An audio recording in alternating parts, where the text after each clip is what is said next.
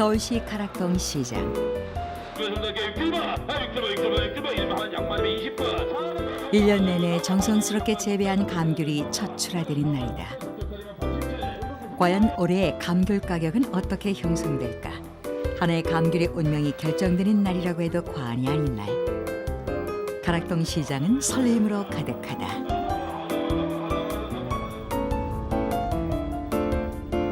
가을이 되면 온 섬을 노랗게 물들이는 감귤. 예로부터 영주 식경 중 하나인 귤림추색이라 불리며 제주를 대표하는 상징으로 불려왔다. 조선시대 진상품에서부터 7, 80년대 대학나무를 거쳐 현재까지 예나 지금이나 귤림추색은 제주를 대표하는 상징이다.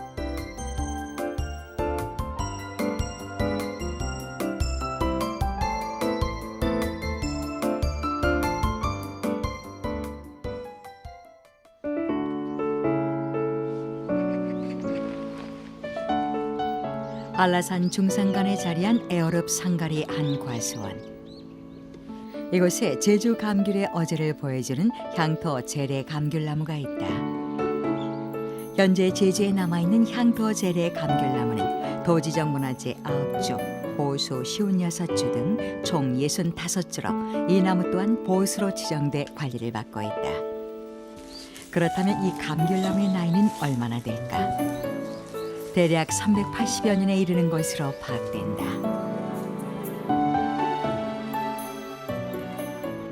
이건 진귤나무라고 심은 뒤가 300, 우리 선조가 여기 이 집에 살간 지 380년이니까 그때 심었다고 하니까 학자가 그건 모르죠. 언제 심었는지. 오늘까지 보존해 왔으니까. 흔히 보았던 계량정과 달리 크기가 작고 껍질이 두꺼운 것이 특징인 이 감귤의 품종은 진귤이다. 과거 이영상 목사 때 임금님에게 진상됐던 감귤로 진귤의 껍질인 진피는 한약재로 널리 사용되고 있다. 예로부터 기침이 나거나 감기가 심할 때 진피 끓인 물을 마시면 해소된다고 해서 제주에서는 가을이 되면 진피를 널어 햇볕에 말리기도 했다.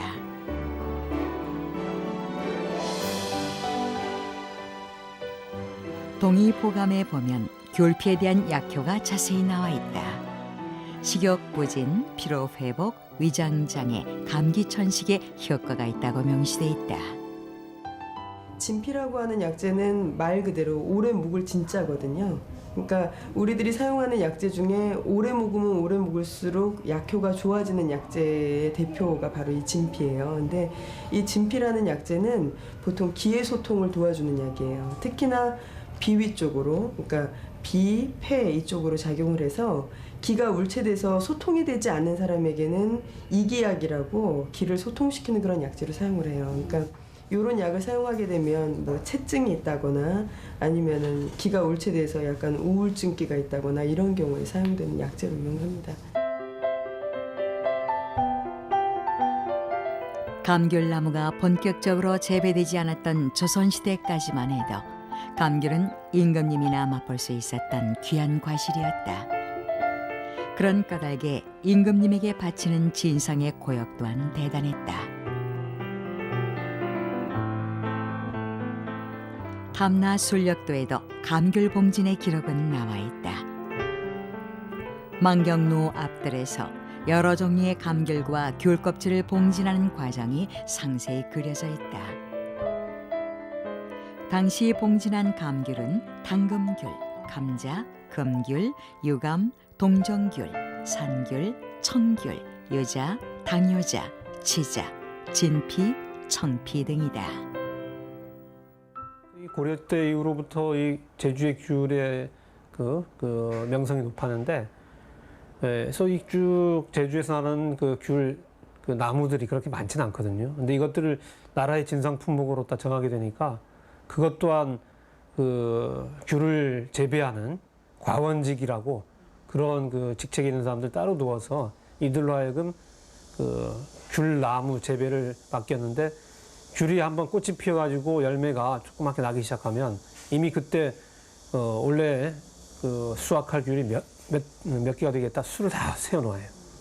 그래서 그 수를 또 채우지 못하면 광원지가한테 책임을 묻고. 감귤 봉진의 고통은 이루 말로 다 할 수가 없었다. 귤이 열매를 맺으면 관가에서 일일이 개수를 기록 관리했을 뿐 아니라 해충이나 바람에 의해 감귤이 떨어지면 그 귤에도 책임을 물었다. 이에 민가에서는 오히려 귤나무가 고통을 주는 나무라 하여 일부러 귤나무를 고사시키는 경우도 허다했다.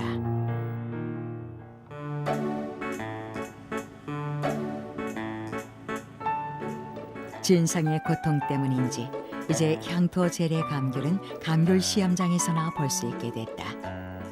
온주 밀감이 도입되면서 점차 자취를 감추게 된 것이다. 현재 제주에 남아있는 향토 재래 감귤은 동정귤과 병귤, 사두감 등 12종이다. 그렇다면 제주 감귤 산업의 태동기는 어디서 어떻게 시작되었을까? 서귀포시 서홍동 복자수도원. 이른바 온주 감귤이라 불리는 개량 품종이 처음 심어진 곳으로 지금도 몇 그루의 나무가 남아있다. 제주에 부를 가져다 주었던 감귤이 이곳에서 태동된 것이다.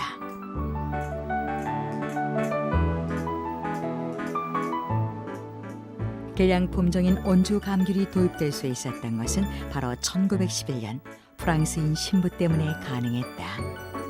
일본으로부터 기증받아 심게 됨으로써 감귤 재배가 시작됐고 1913년부터는 미네라는 일본인에 의해 규모 있는 감귤 재배가 본격화됐다. 1930년대에 접어들어서는 일반 농가에 확대되기 시작했다.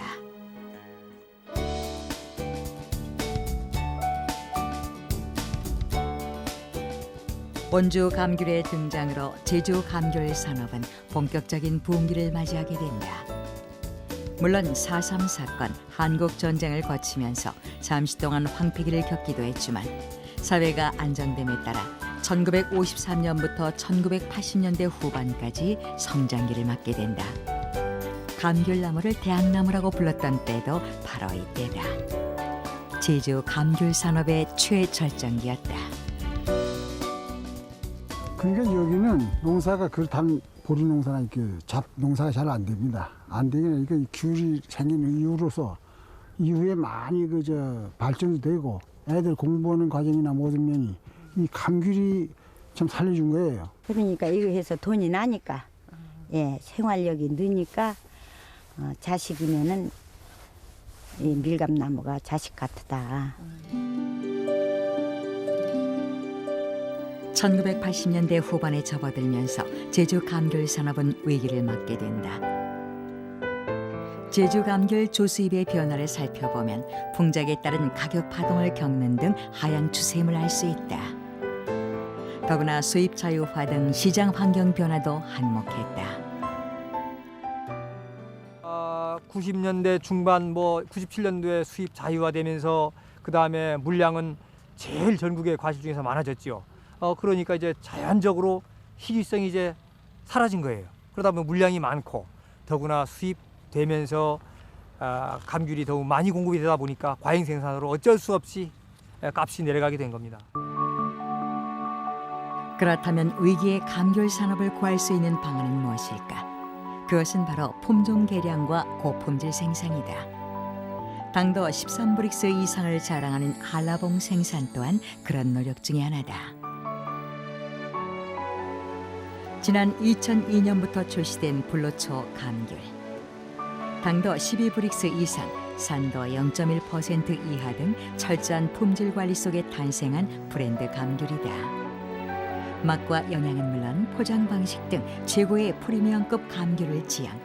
앞으로 제주 감귤 산업이 가야 할 방향을 제시해주고 있다. 제주도는 이 자연입지적 조건으로 볼 때 허기에 따라서는 세계적인 산지로 발전할 잠재력은 충분합니다. 그중에 특히 우리가 유망한 것은 그 시설 재배라든지 또는 이 고급 만감류를 재배해서 제주 지역의 그 자연 환경에 알맞는 어떤 대책만 세울 수 있다면 정말 세계 어떤 산지보다도 발전할 수 있습니다. 위기를 맞이하고 있지만 예나 지금이나 감귤하면 역시 제주 감귤이다. 조선 숙종 이영상 목사의 탐나 순력도를 보면 제주의 과언은 제주목 29개, 정의현 7개, 대정현의 6개 등 총 42곳에 이를 정도였다. 뿐만 아니라 망경루 후원 귤림에서 풍악을 즐기는 귤림 풍악만 보더라도 제주 감귤의 명성을 확인할 수 있다.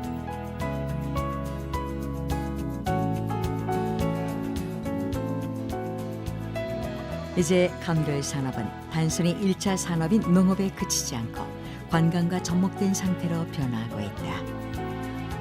싱싱한 감귤을 직접 체험해보는 관광체험 농장이 인기를 끌고 있는데 수많은 수익과일 틈바구니 속에서도 신토부리와 웰빙 바람을 타고 주목을 받고 있다. 외국산 귤에 대해서만 좀 이렇게 먹고 이랬는데 또 제주도에 와가지고 이렇게 먹고 하니까 이게 확실히 또 우리 몸에 맞는 것 같아요. 여기 또 유기농이라고 하니까 더 이렇게 신뢰가 가고 그 하우스보다는 좀 덜 달지만 굉장히 상큼하고. 감귤하면 제주도, 제주도 하면 새콤달콤하고 새콤달콤하면 감귤 같아요. 과거 조선시대 임금님에게 진상해야 하는 고통의 나무에서 1910년대 개량 품종의 도입, 그리고 1970, 80년대 대학나무와 우루과이 라운드 위기와 지금까지 수백 년을 이어온 제주 감귤의 역사는 지금 새로운 전환점에 서 있다. 제주 감귤은 제주의 생명산업, 제주와 감귤은 뗄래야 뗄 수 없는 불가분의 관계가 아닐 수 없다.